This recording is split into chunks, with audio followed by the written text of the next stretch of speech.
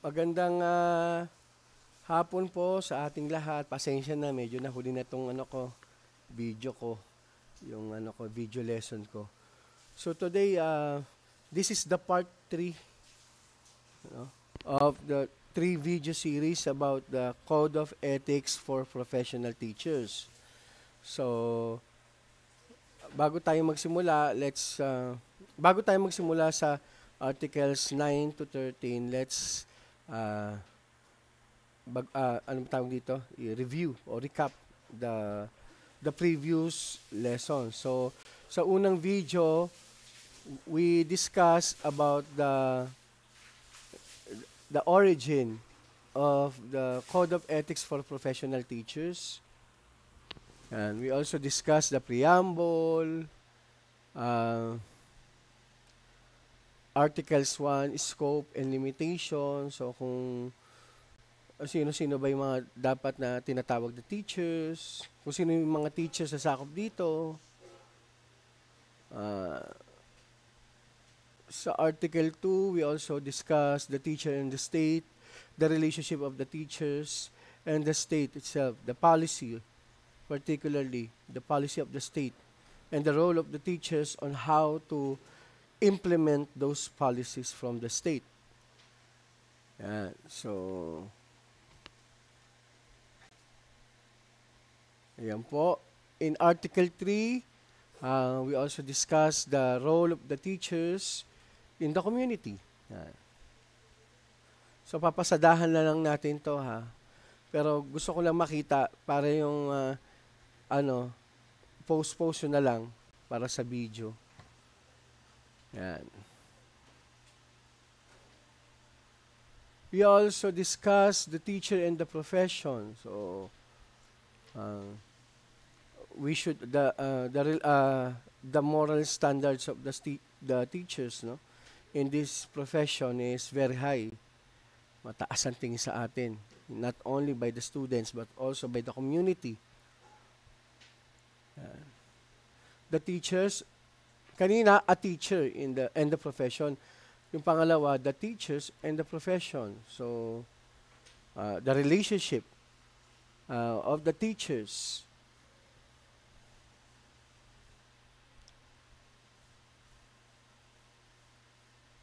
The teachers and the higher authorities, the relationship of the teachers with the higher authorities of the school.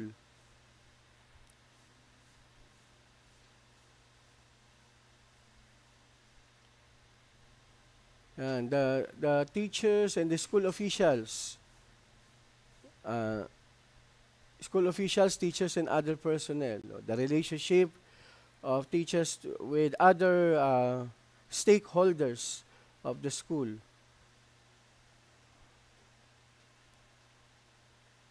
Personnel.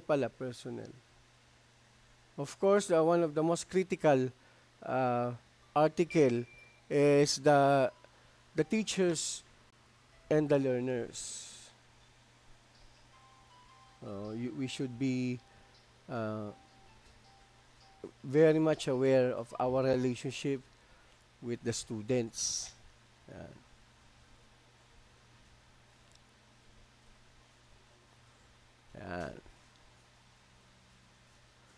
So today, this is the last series. So we're going to discuss the teachers and parents. So the relationship of the teachers to the parents, how to engage with parents, especially those parents with grievances against teachers. Yeah. So section 1, every teacher shall establish and maintain cordial relations. Not too friendly, just cordial lang. Hindi siya hindi too much, hindi obsequious, no, with parents, and shall conduct himself or herself to merit their confidence and respect. Yan. So, ibig sabihin, para igalang ka ng parent, dapat ipakita mo na you are confident and deserve respect, deserve ka na irespeto ng mga parents. So sa section 2, every teacher shall inform parents through proper authorities of the progress and deficiencies of learner under him. Ayan. Exercising utmost candor and tact in pointing out learners' deficiencies and in seeking parents' cooperation for the proper guidance and improvement of the learner. So, ibig sabihin, ito every teacher shall inform parents through proper authority. So, usually, sino ba yung proper authority para magpaalam sa parent na may problema yung kanilang anak sa subject mo? Usually, yung, bigyan ko kayo ng 5 seconds, no? 1, 2, 3, 4, 5. So, usually, yung advisor ang dapat na nagpapaalam. Yan. Kung advisor ang sagot mo, tama. Yun. So, para ipakita yung progress or yung deficiency, pagkukulang ng mga bata, kulang sa written works, kulang sa performance tasks, mababa sa quarterly assessment. So basically, parang mababa yung bata sa lahat, no? O kaya may problema siya in behavior, attitude, something like that. So, exercising utmost candor, no? Honesty, no? And tact, no? In pointing out learners' deficiencies. Yan. Dapat maging truthful tayo. Pero hindi dapat tactless. Yan. Hindi, wag mong sabihin na ang bobo ng niya ang bobo ng anak niyo Ganon. Hindi pwede yun, no? Dapat lang ipakita natin kung saan siya nagkulang. Yan. Kumbaga, maayos ang pagkakasabi. Kaya nga with tact nga sabi, hindi taklesa or careless, no? Tapos, in seeking parents' cooperation for the proper guidance. So, pwedeng sabihan ng mga parents na tulungang i-guide yung mga bata. Yan. Tsaka improve din. Kasi maraming problema na ganito, no? Actually, maraming problema na ganito. Sa public, maraming nagsasabi sa akin ng mga dati kong co-teachers na may mga problema din talaga. Paano halimbawa kung si parent hindi rin masyado nakapag-aral o masyado siyang busy? Yan yung mga contributing factors Madalas pa nga pag teacher ka, diba? Minsan yung sariling anak, medyo nahihirapan kasi siyempre pagod sa trabaho din. So, pero dapat ipaalam sa kanila. So usually naman si parent, pag nalaman nila yung deficiency ng bata, usually talagang fina-follow up na nila agad yun. Maraming parent naman na gano'n, na talagang fina-follow up nila yung pagkukulang ng mga anak nila. Yung iba nga, nagme-message pa through messenger, yan, para i-follow up, no? Ngayon, class ganito, syempre, kapag may mga ganyan usapan with the parent, halimbawa sa messenger, kasi uso na talaga ngayon yan sa messenger nag-uusap diba? So, usually, dapat within working hours lang, ikaw magre-reply. Usually, working hours lang. Yan. Kunyari, ang pasok nyo is 7 to 4. So, you only reply to parents until that time only, from 7 to 4, yung working hours mo. Yan. Maliban na lang siguro kung talagang close kayo ni parent, no, at magkaibigan talaga kayo, ibang usapan na yon. Diba? Pero, pag sa isang professional setting, dapat usually nasa work hours mo. Halimbawa, nag-message siyang alas 12 ng madaling araw, no? At kinakamusta yung sa anak niya o kapatid, ganun. Ay, huwag niyo na replyan, masyado nang late yun. Nakuha niyo, hindi na bahagi ng oras na yon yung may personal na buhay din kayo na dapat harapin. So, nagkakaintindihan po ba tayo? Yan. Yan. Unless nga, katulad ng sinasabi ko sa inyo, kung close kayo nung parent. Kasi ako, I've been teaching for 24 years na, 24 school years. Kaya, I had students right now na anak ng mga dati ko ring estudyante. Yan. So, minsan pag nagtanong, no, out of the blue, kumusta naman yung anak mo dyan sa iyo, sir? Okay lang, gano'n. Gano'n, okay lang. Section 3, a teacher shall hear parents' complaints with sympathy and understanding and shall discourage unfair criticism. So yun yun. Siyempre, pag naranasan nyo yung parent umiiyak sa harapan nyo, talagang nakakawindang yon. Pakita nyo yung sympathy. No? Lalo na yung parent umiiyak sa harapan ninyo. Ilan ang parent ang umiyak sa harapan ko? No, na nakikiusap, no? Minsan nga, ako sa totoo lang, pinapasa ko na lang yung yung bata, no? Siyempre, may gagawin pa rin siya, no?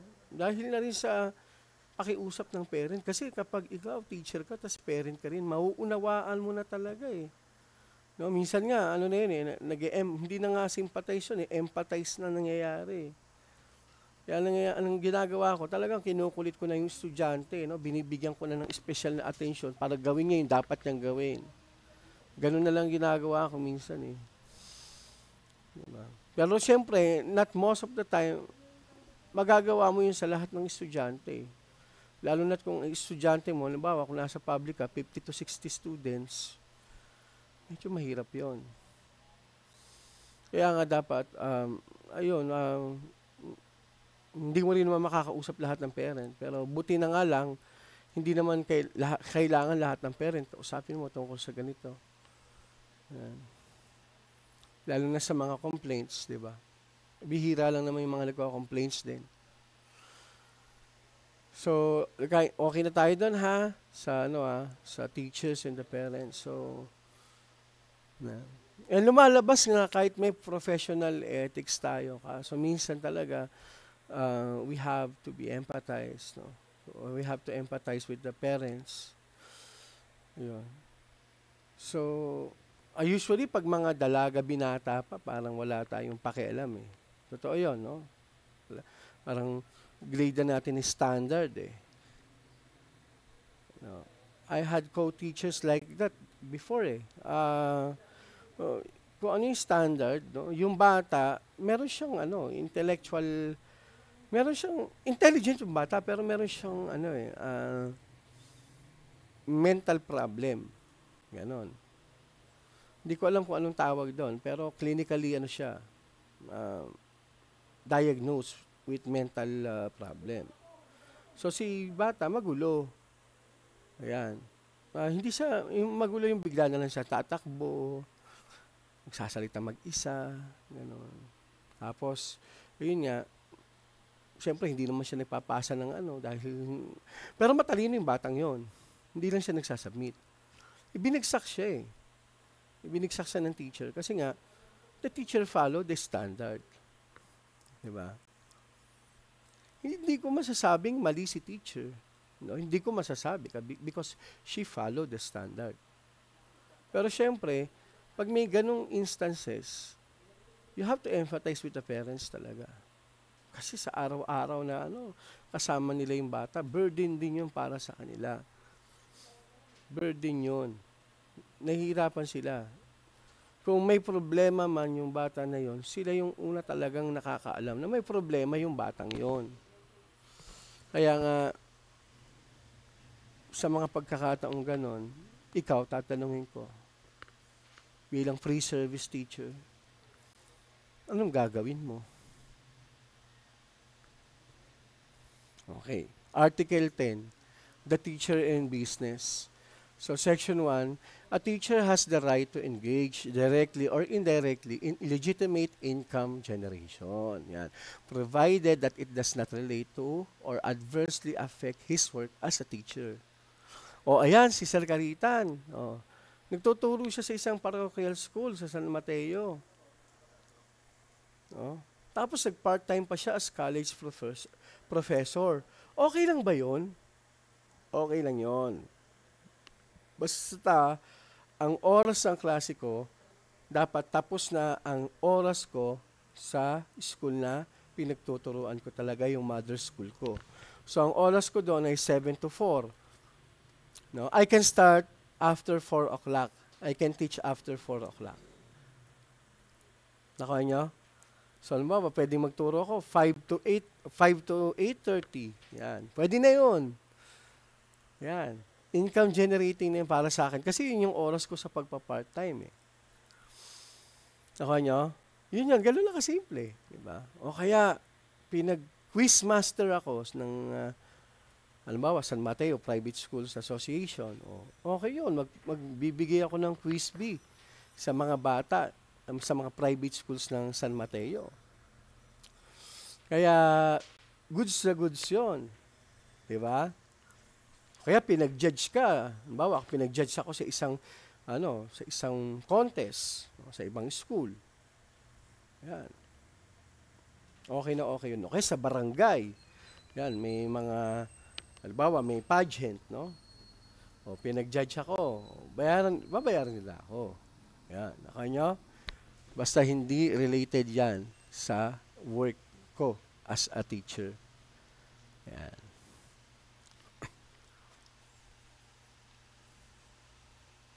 So, Section 2, a teacher shall maintain a good reputation with respect to the financial matters, such as in the settlement of his or her debts and loans in arranging satisfactorily his private financial affairs. So yan, mahirap na nga naman kung si teacher, ang daming inuutangan. Kuha nyo? Mahirap yon. Utang dito, utang sa ganyan. No? Oo, naiintindihan ko si teacher, maraming dapat pagkagastusan. No? May tawag nga sa amin, mga teachers, minsan, yung mahilig mag-loan, no? taga-loan doon. No? Kasi taga-loan dito, loan doon.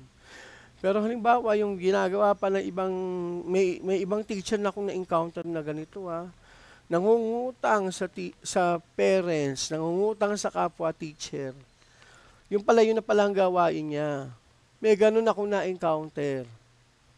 Totoo yun.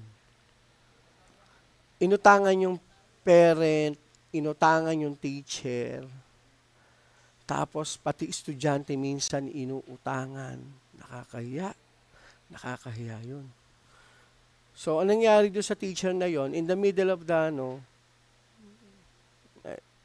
parang masyado ng umalis sa pagtuturo. Ang masama, ganito, may time na ganito.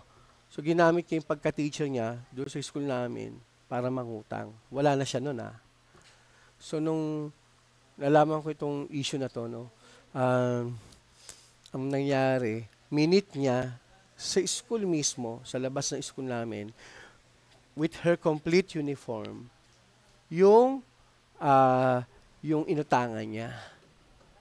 So ngayon, nung nautangan niya, siyempre hindi na nagbayad. Hindi na siya nagbayad. Bakit? Kasi wala na siyang work that time At hindi na siya teacher sa amin that time. So, sinong i-blame niya? Nung inutangan. So, magtatanong yun sa school kung nandun ba? Andun pa ba si teacher? Siyempre, sasabihin namin? Siyempre, sasabihin namin, wala na yung teacher na yun, matagal na. Diba? Nakakaano yun? Kaya kayo, hanggat maaari, pag naging mga teachers na kayo, iwasan nyo. Yung mangutang sa kung kani-kanino. Although minsan hindi natin pag-ipit talaga tayo, minsan kahit sino inuutangan natin. Pero there are people na talagang parang naging hobby na nila ang mangutang. Because they spend more than they are earning. Yun. Sabi nga nila, sabi nga ng asawa ko sa akin, live below your means. Yan.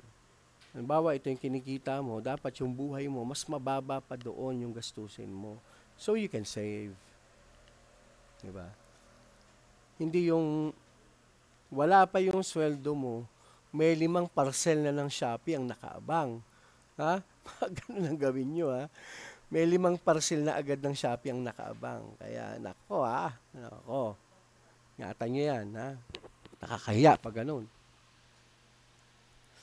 So, Section 3, no teacher shall act directly or indirectly as agent of or be financially interested in any commercial venture which furnish textbooks and other school commodities in the purchase and disposal of which he can exercise official influence, except only when his assignment is inherently related to such purchase and disposal, provided that they shall be in accordance with the existing regulations, provided further that members of duly recognized teachers' cooperatives may participate in the distribution and sales of such commodities. So ano bang ibig sabihin nito? So, ah, parang ganito, no? Parang bawal sa atin, mga teacher, ang maging ahente o kumita sa mga negosyo na nagbebenta ng libro, school supply, no? Iba pang gamit sa schools. Lalo na kung kaya niyang maka-impluwensya. No? Halimbawa, ang trabaho mo, ikaw ay nasa book committee ng ano, ibig sabihin ikaw may influence ka na mamili ng libro. Tapos yung pala, ahente ka rin ng libro na yun. O, siyempre, sinong pipiliin mo? Di ba? Naturally, ang pipiliin mo, yung kikita ka doon. Kasi magkakaroon ng conflict of interest eh. Di ba? Hindi mo tatanggapin itong ibang libro, kunyari. Tapos,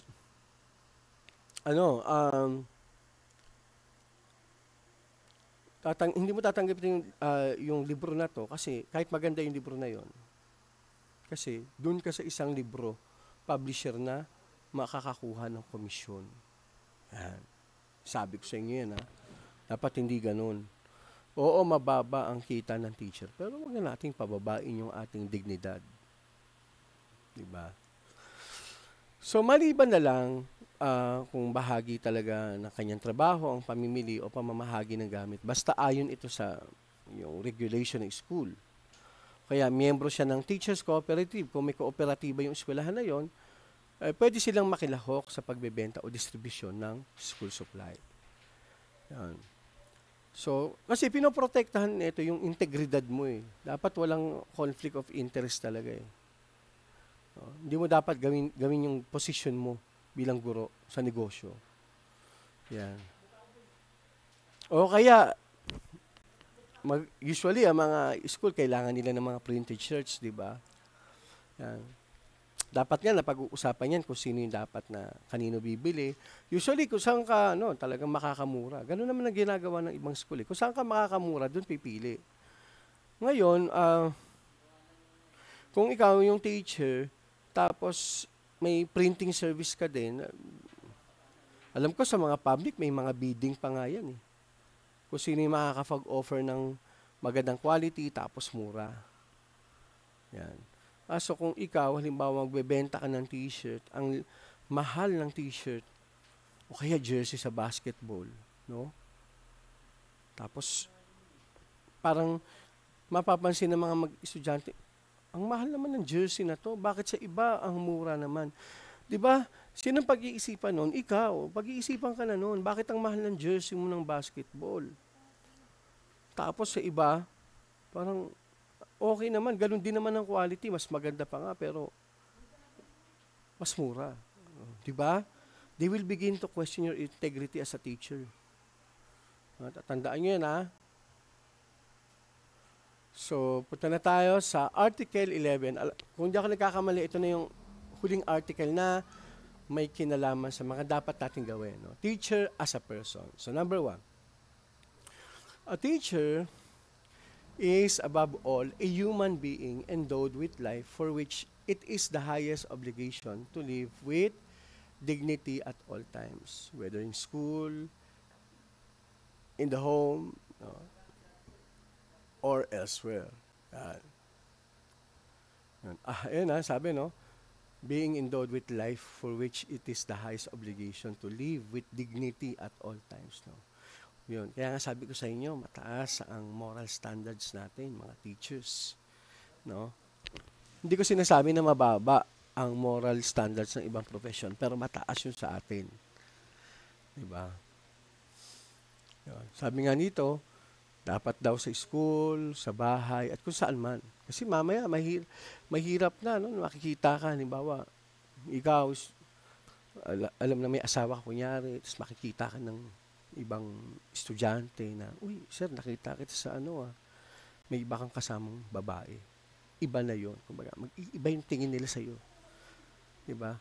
Maaaring makikitawa sila sa nakita sa iyo, pero yung paggalang mawawala. Magigiba na yung pader ng paggalang nila sa iyo. No?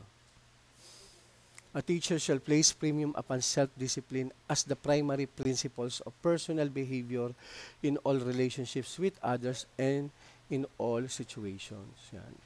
Self-discipline. Yan. As the primary principle of personal behavior. Self-discipline ka. Disiplinahin mo yung sarili mo. Hindi pwedeng may uutusan ka na para hindi, kung ano yung mga dapat at hindi dapat gawin.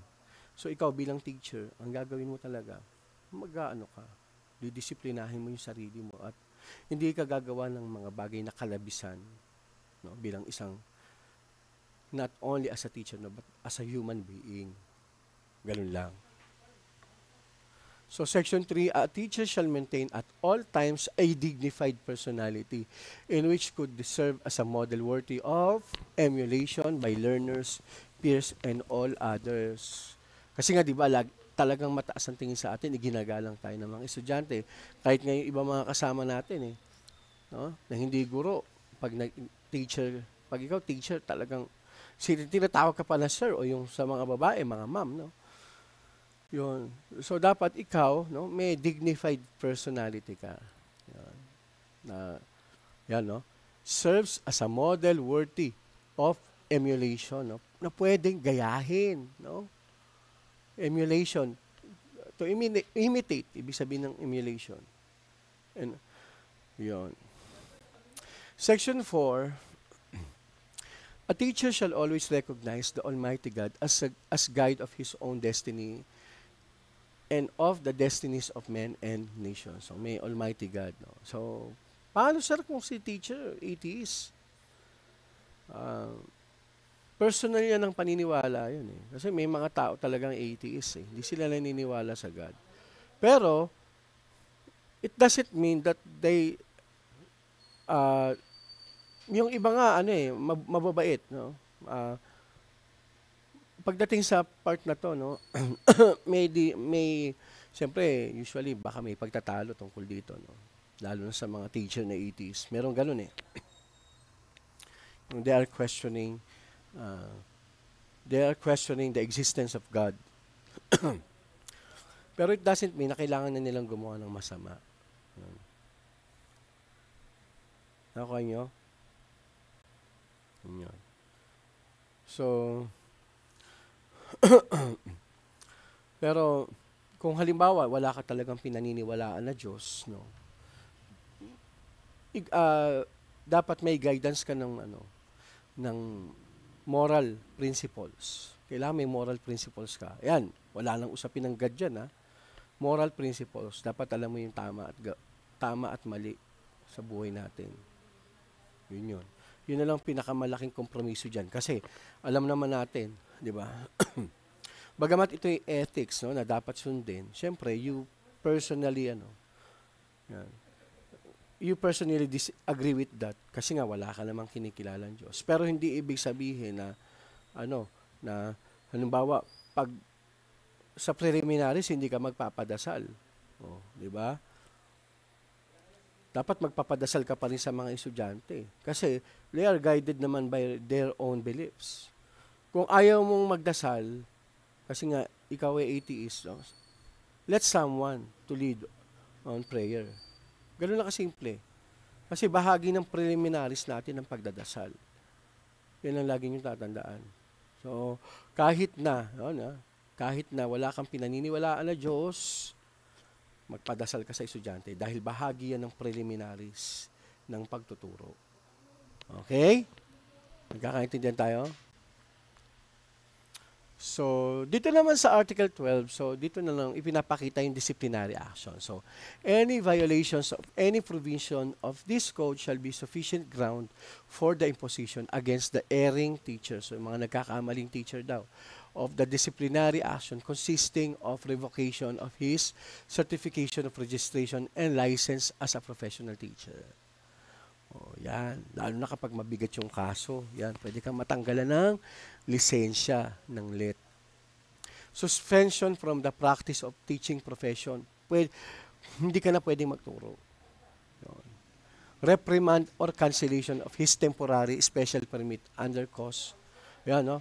Pwede kang sawayin din kung hindi naman ganun kalala yung ginawa mo.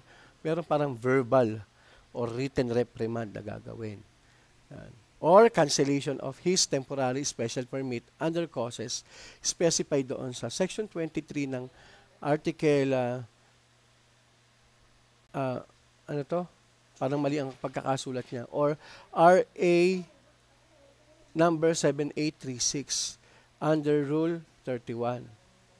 Yan. Article 8 of the Rules and Regulations implementing RA 7836. So, yan yung lagi yung tatandaan, ano, yung Republic Act 7836. So, ano nga ba yung title niyo ulit noon? Balikan natin. RA 7836. So, yan.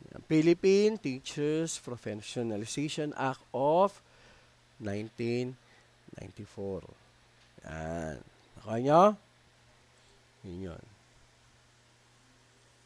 So, effectivity, usually sa mga batas, no, laging nakalagay sa huling article ang effectivity. So, matagal na itong, Code of Ethics, so matagal na itong na-publish. Yan. So, usually, bigyan ko lang kayo ng konting, yun. So, yung usually yung effectivity, pagka-approve daw, yan, magte-take effect to pag nung na-approve na to ng Professional Regulation Commission. Tapos, after 60 days daw, pagkatapos na ma-publish yung Code of Ethics sa dyaryo. Any newspapers of general circulation. So, alin man ang mauna doon, yun, magiging epektibo na yung batas na yun.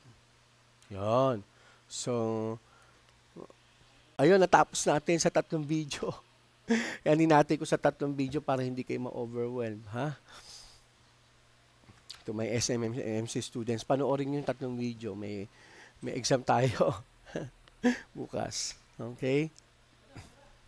So, ayun lang naman po. Maraming salamat. Pero bago tayo mag-end, no, may papakita ko sa inyo. Ethics is knowing the difference between what you have a right to do and what is right to do. Yan, sabi yan ni Potter Stewart. Yan. Yan. With that, maraming salamat at mabuhay ang lahat ng kaguruan, lalo na ang mga pre-service teachers ng San Mateo Municipal College. Paalam na sa inyo. Bye-bye.